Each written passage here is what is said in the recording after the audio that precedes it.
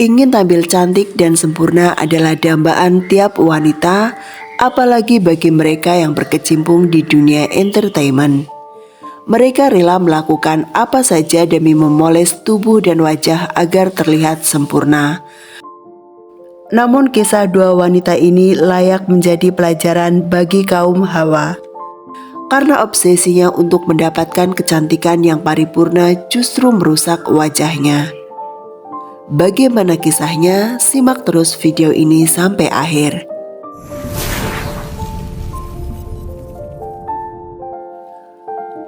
Han Min-ok, wanita kelahiran Korea pada 8 Juli 1963, memiliki paras lembut dan cantik.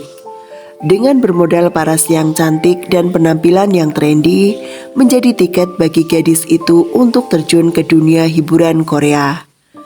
Han Min-ok terjun ke dunia modeling dengan nama panggung Hang Myeoku. Tidak saja modeling, ia juga mencoba peruntungan dengan menjadi penyanyi. Di bidang tarik suara, Hang Myeoku pun cukup sukses. Belum cukup dengan pencapaian karirnya di Korea, di usia 20 tahun Hang Myeoku memutuskan hijrah ke Jepang. Selain berkarir di Jepang, Hang Myeoku bertemu jodohnya dan memiliki 2 anak. Menjelang usia 28, Hang Myeoku mulai merasa insecure dengan penampilannya. Ia merasa bahwa penampilan artis lain sangat sempurna dengan wajah yang tirus dan fitur-fitur wajah yang mungil. Hal ini yang kemudian mendorong wanita cantik itu untuk melakukan operasi plastik pertamanya pada tahun 1990. Operasi ini dilakukan untuk membuat wajahnya tampak lebih kecil. 18 tahun kemudian, di tahun 2008, ia mulai menyuntikkan silikon ke wajahnya. Tahun 2009, ia melakukan multiple oplas pada bagian wajah. Dokter yang selama ini menangani operasi plastiknya merasa bahwa kliennya menunjukkan gejala kecanduan tak biasa terhadap operasi plastik. Ia kemudian menolak permintaan operasi lagi. Menurut sang dokter, kliennya tersebut mengalami gangguan psikologis yang perlu ditangani secara medis. Mendapat penolakan dari dokter tak membuat wanita itu jera.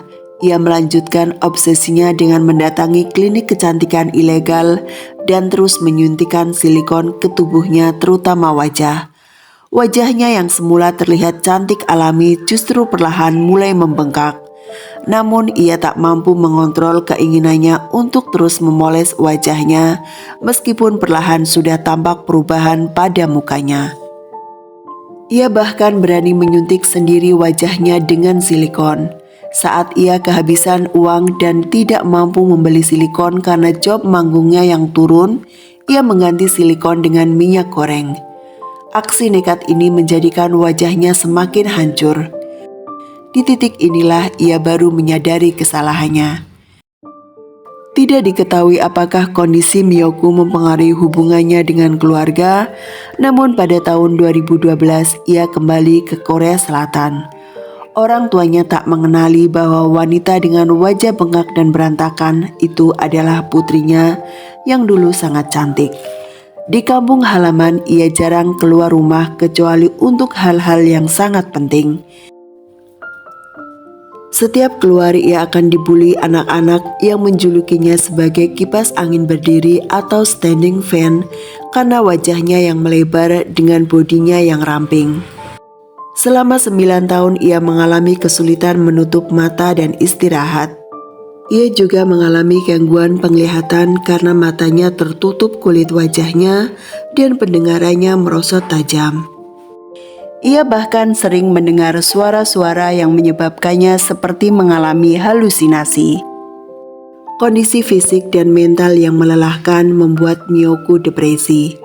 Ia pernah berusaha meminum obat tidur secara berlebihan dengan sengaja agar semua penderitaannya berakhir.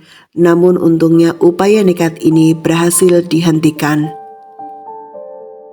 Kondisinya yang memilukan itu sampai ke telinga media hingga akhirnya dipanggil oleh beberapa stasiun TV untuk berbicara di talk show. Dalam sebuah acara ia mencurahkan kepedihan hatinya yang kurang lebih seperti ini.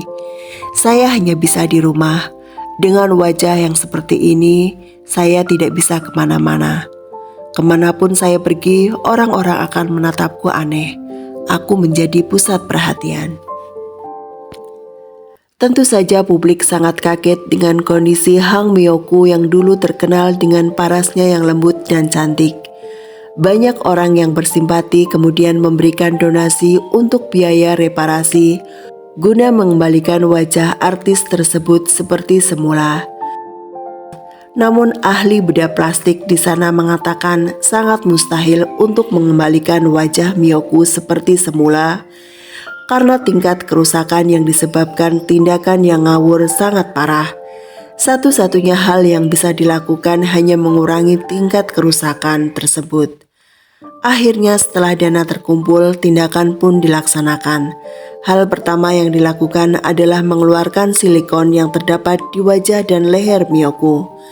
Total dokter berhasil membuang 600 gram silikon di wajahnya dan 200 gram dari lehernya. Dengan pembuangan zat tersebut, wajah Myoku yang semula bengkak parah mulai mengempes. Hang Myoku menjalani 10-17 kali bedah untuk memperbaiki wajahnya. Meski tak bisa seperti semula, namun kondisinya menjadi lebih baik. Ia bisa memejamkan matanya. Kini ia bisa bepergian keluar dengan lebih leluasa. Bahkan ia bisa bekerja di beberapa toko seperti toko barang bekas dan toko buku. Sayangnya kabar duka terdengar pada 15 Desember 2018. Hang Myoku ditemukan tewas di rumahnya. Keluarga enggan membocorkan penyebab wanita 55 tahun tersebut meninggal. Tidak diketahui apakah berkaitan dengan penggunaan silikon dengan tidak bijak, entahlah. Dan demikianlah akhir memilukan seorang Hang Myoku. Meski tidak sedramatis nasib Hang Myoku, tapi kisah menyedihkan akibat prosedur kecantikan pun datang dari negara Brasil.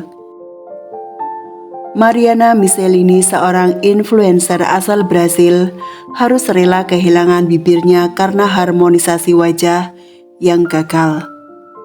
Bermula pada tahun 2020, di mana Mariana yang bekerja di sebuah apotik ditawari untuk melakukan filler oleh seorang dokter gigi. Di Brasil, seorang dokter gigi boleh melakukan koreksi wajah. Wanita berusia 35 tahun ini melakukan penyuntikan di bagian bibir, dagu, dan tulang pipi. Awalnya hasil penyuntikan filler seperti yang diharapkan, ia tampil lebih cantik. Namun 6 bulan pasca penyuntikan, ia bangun tidur dengan muka bengkak dan terasa sangat sakit. Setelah dilakukan biopsi, diketahui bahwa filler yang disuntikan ternyata PMMA atau polimetil metakrilat, semacam akrilik, bukan asam hyaluronat seperti yang ia bayangkan. PMMA memang kerap dipakai untuk beberapa prosedur kecantikan.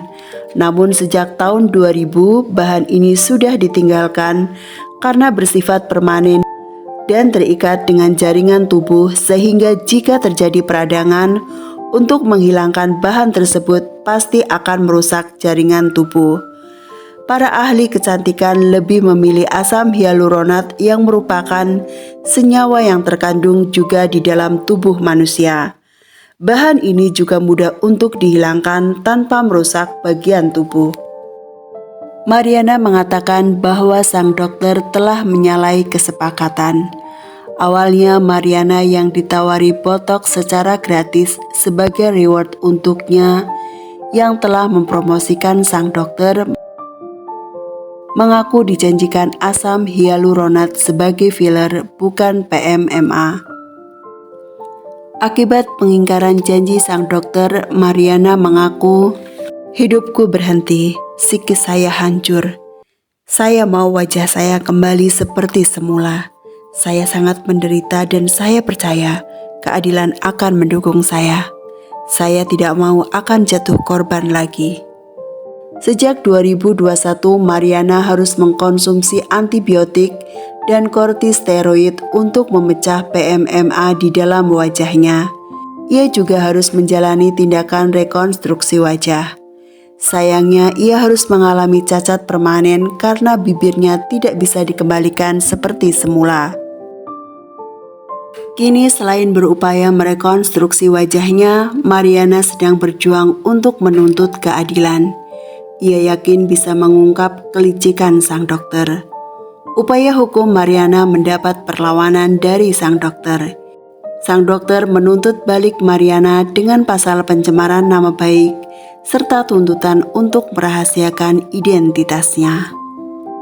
Demikianlah kisah menyedihkan dua wanita yang ingin mendapat kecantikan yang paripurna.